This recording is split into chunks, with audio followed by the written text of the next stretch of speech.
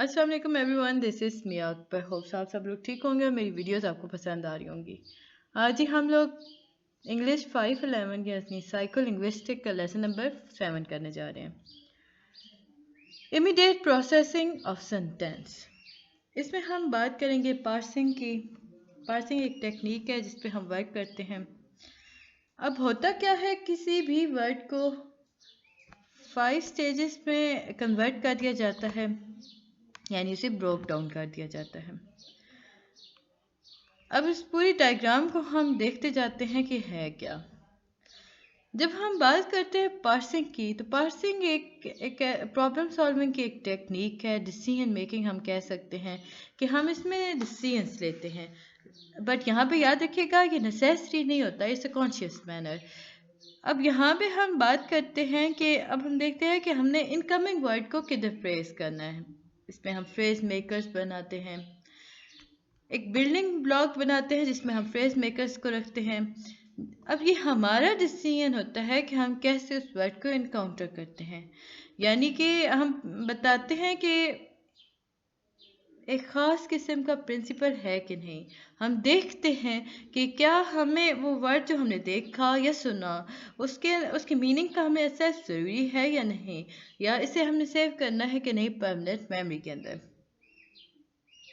ये बात जी यहाँ पे बताई गई थी। इसमें हम देखते हैं कि आइडेंटिफाई कैसे किया जाता है, रेफरेंट को सिंथेटिक स्ट्रक्चर ऑफ सेंटेंस के अंदर कैसे फिट किया जाता है, कंप्लीट सेंटेंस आप कैसे बनाते हो।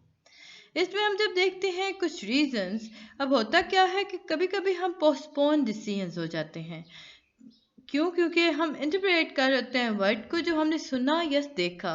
तो इसमें हो क्या रहा होता है, जो प्राइमरी रीजंस होते हैं ना पोस्टपोन करने के, वही होते हैं कि हम इमीडिएट प्रोसेसिंग स्टार्ट कर देते हैं, हम यूज़ करते हैं जिसमें नंबर ऑफ डिसीजंस पाए जा रहे होते हैं। हम किसी सिंगल सेंटेंस को समझने के लिए उसे क्वाइट लार्ज सेंटेंस है तो हम क्या करते हैं, उस पर कॉग्निटिव रिसोर्सेज बना रहे होते हैं। अब एक सेंटेंस आपके पास आ गया, John bought the flower for सूजन। अब जॉन ने क्या किया, उसने फ्लावर्स लाए सूजन के लिए। अब ये सेंटेंस जो है ये सिंथेटिकली एम्बिगियस है, मतलब इसमें क्लियर नहीं है। इसमें हम ये नहीं कह सकते कि जॉन ने जो फ्लावर्स लाए थे वो वाकई टू गिव टू सूजन था, या जॉन जो फ्लावर लाया था क्या द फेवर फॉर सूजन। मतलब दो मुख्तलिफ मतलब आ गए, तो हमने कहा कि ये एम्बिगियस स्ट्रक्चर है इसमें। अब सूजन के लिए जॉन फ्लावर्स लाया, maybe she want to give it to another person. तो इस एम्बिग्यूटी को इनकाउंटर करने के लिए सबसे पहले हम सुनते हैं उस वर्ड को क्लियरली। सपोज अगर हमने कहा कि हमने दिमाग में रखे दोनों मतलब, तो जो फ्लावर था वो उसमें हमने देखा कि फ्लावर जो है इसमें बहुत ज़्यादा इंटरप्रिटेशंस हो रही हैं। इसका मतलब ये हुआ कि फ्लावर या फ्लावर दोनों हमारे पास दिमाग में सेफ थे। हमने फ्लावर कहा, फ्लावर हमारे पास एक और फ्लावर भी होता है, हमने सुन रखा था। तो हम देखेंगे कि इस पे हम स्ट्रेटजी जो यूज़ करेंगे उसे हम कहेंगे कि वेट एंड सी अप्रोच, जिसमें हम वेट करते हैं फर्दर इंफॉर्मेशन के लिए, फिर हम डिसाइड करते हैं कि आया वो इंफॉर्मेशन इंटरप्रेट करनी है या नहीं, या वो हमारे मतलब की है कि नहीं। ये जो अप्रोच होती है इसमें मेजर डिसएडवांटेज पाए जाते हैं। इसमें दो या दो से ज़्यादा इंटरप्रिटेशन हो रही होती है, सेवन चॉइस हमारे पास पाई जाती है, जिसमें हम रैपिडली ओवरवेलम कर रहे होते हैं वर्किंग मेमोरी के अंदर। अब एक और सेंटेंस आपके पास दिया गया फ्रेगनेंट के बारे में, द फ्लोरेस्ट सेंट द फ्लावर्स। अब यहाँ पे हमें बताया गया कि देखिए इसमें सेंटेंस जो था वो बी गोइंग था। अब इसमें हम देखते हैं कि जो सिंपल डिक्लेरेटिव सेंटेंस होता है इसमें फ्लोरिस को सब्जेक्ट के तौर पे लिया गया था, सेंटेंस को सेंट द फ्लावर्स को मेन वर्ब फ्रेज के थ्रू लिया गया था। जब हम इसे कंटिन्यू करते हैं तो हम कहते हैं the florist sent the flower was very please. अब इस फर्स्ट में हमने देखा कि अनग्रामेटिकल था, तो इसमें फैक्ट को हमने ग्रामेटिकल सेंटेंस बनाने के लिए एम्बेड कर दिया रिलेटिव क्लॉज से। अब इसमें हम जब एक पहली से देते हैं किसी सेंटेंस को उसकी डिफ़िकल्टी को देखते हुए उसमें हम एम्बेडेड क्लॉज को लेके आते हैं रिलेटिव क्लॉज के लेते हुए। तो हमारे पास क्वेश्चन कुछ इस तरह बना कि the florist who was sent the flower was very pleased. Complete हो गया, हमने एक सेंटेंस कंप्लीट कर दिया। इसके बाद ही हमारे पास आता है पार्सिंग स्ट्रेटजीज। पार्सिंग स्ट्रेटजी में हमारे पास आता है लेट क्लियर स्ट्रेटजी। ये एक ऐसी पार्सिंग स्ट्रेटजी है जिससे हम बात करते हैं, पार्सिंग स्ट्रेटजी है जिसको हम कहते हैं लेट क्लियर स्ट्रेटजी। ये स्ट्रेटजी जो होती है इसमें स्टेट किया जाता है कि क्या पॉसिबल है, आया जो चीज़ प्रेफर की जा रही है उससे अटैच किया जा सकता है न्यू आइटम को। इसमें करंट कॉन्स्टिट्यूशंस के बारे में बात की जा रही होती है, प्राइमरी मोटिवेशंस पाई जा रही होती है स्ट्रेटजी को लेकर, जिसके अंदर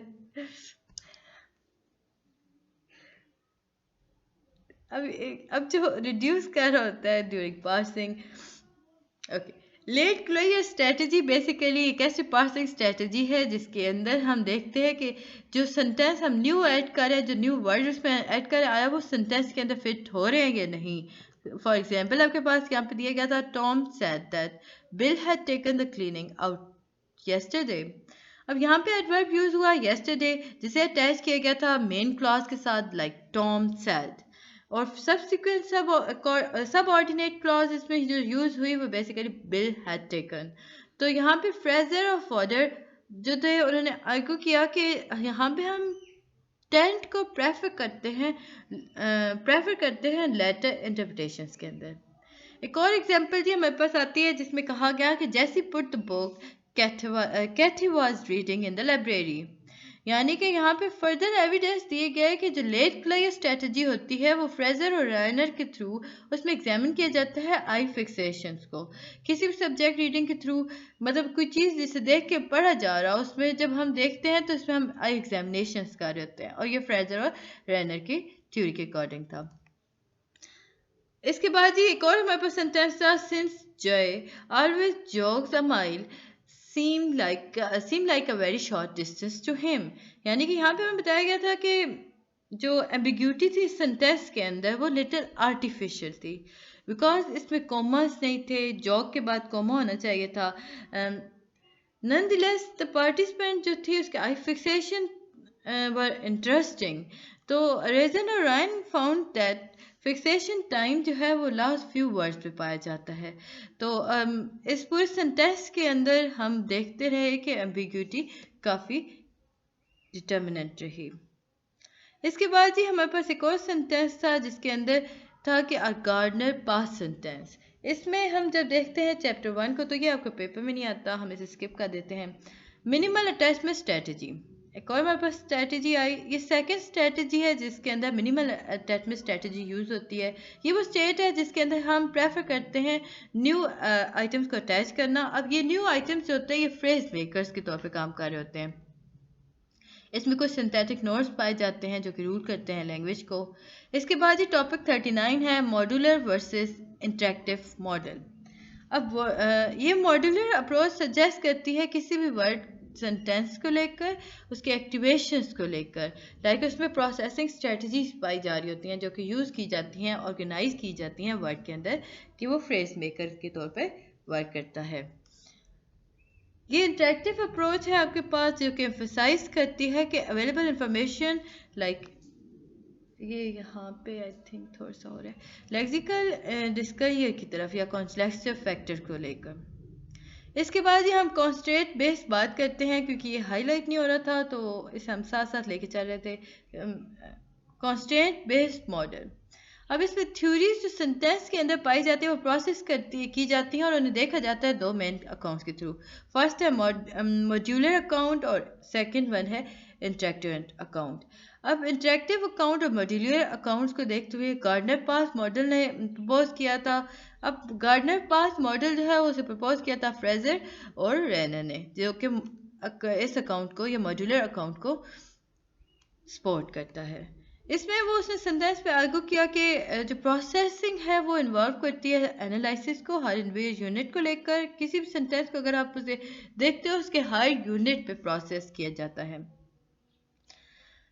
जब हम बात करते हैं इंटरेक्टिव अकाउंट की तो इससे पता चला कि ये कॉन्स्ट्रेंट बेस्ड थ्योरी है।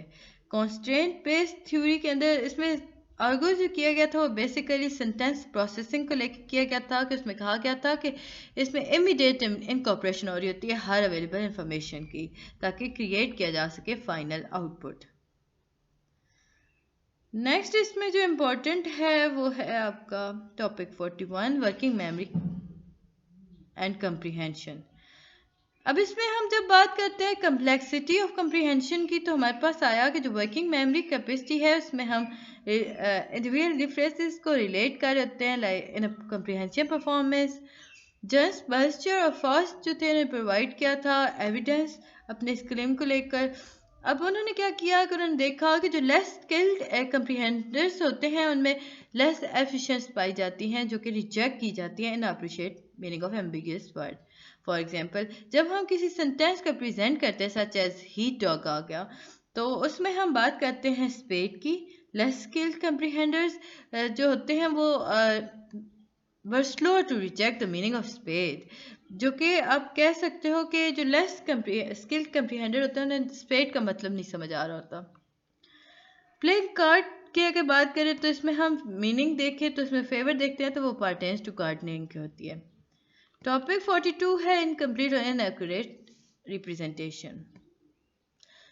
आगे बढ़ने से पहले काइंडली मेरे चैनल को लाइक और सब्सक्राइब जरूर कर दीजिएगा। वीडियो पसंद आती है तो कमेंट करिएगा। द ऑब्जर्वेशन जो कि कंप्रीहेंड करती है उसमें इनकम्प्लीट और इनएक्यूरेट रिप्रेजेंटेशन पाई जाती है जो कि न्यू नहीं होती उस सेंटेंस के अंदर।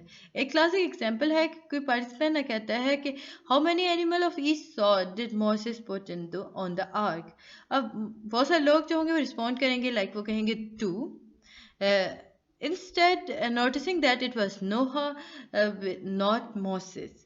अब वो ये नहीं देखेंगे कि सेंटेंस ठीक था या गलत था। अब वो सेंटेंस तो इस तरह था ना कि Noah put on the ark, तो उसने मोसेस कह दिया। मोसेस जो था उसने मतलब गैदर नहीं किए थे एनिमल, वो स्टोरी की कंप्लीट था। सो वो सारे सिंपल सिंपल आंसर देने भाग जाएंगे कि देखिए जी 2 ही थे, तो 2 एनिमल्स इसमें सिग्निफिकेंट कर रहे थे। अब जो सिग्निफिकेंस थी ना वो इनकम्प्लीट थी, इनएक्यूरेट रिप्रेजेंटेशन थी 2-4। इसमें न्यूट्रलिस्टिक सिचुएशन पहले तो पाई गई थी जिसमें हर कोई फ्रिक्वेंटली मिस इंटरप्ट कर रहा था एक दूसरे को।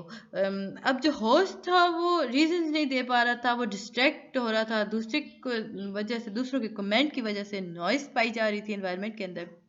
साइकोलिंग्विस्टिक के अंदर अगर हम देखें तो इसमें दो फोकस किया जाता है लोगों के एबिलिटी को लेकर, जिसमें हम कंप्रीहेंड सेंटेंस की बात करते हैं कि उसे कंट्रोल किया जाता है लेबोरेटरी एनवायरनमेंट के अंदर। और इसमें हम देखते हैं तो कॉन्टेक्स्ट एरर और रिलेटिवली इनफ्रिक्वेंट होता है, जो कि अगर हम देखें कि इनफ्रिक्वेंट का मतलब हुआ कि जो एरर परहैप्स इसमें पाए गए थे वो मोर कॉम्प्रीहेंशन थी। इसमें नेचर एनवायरनमेंट जो था वो करेक्ट परफॉर्मेंस दे रहा था। अब जो स्टडी थी वो इनकम्प्लीट थी, उसमें रिप्रेजेंटेशन जो थी वो इनकम्प्लीट रिप्रेजेंटेशन शो की गई थी। अब सेकंड इसमें पाया जाता है कि studies of incomplete representation emphasise the influence of expectation sentence comprehension. अब इसमें यह बताया गया था कि मोसेस एल्यूजन था, एलिस्ट्रेट किया गया था उस सेंटेंस कंप्रीहेंशन को प्रोसेस करने के लिए, जिसमें प्री एग्जिस्टिंग आइडियाज़ पाए जाते थे, जिसमें हम प्रेफरेंस को देख रहे थे। हर सेंटेंस जो था उसमें हम एक्सपेक्टेशन को मैच नहीं कर पा रहे थे। अब सजेस्ट उस स्टडी सजेस्ट की थी, उसने बताया था कि जो एक्सपेक्टेशंस होती हैं वो विन आउट करती हैं और meaning that we carry for sentence is fundamentally flawed. उम्मीद है कि आपको ये लेक्चर समझ आया होगा। मिलते हैं नेक्स्ट वीडियो में। काइंडली मेरे चैनल को लाइक और सब्सक्राइब कीजिएगा। अल्लाह हाफिज़।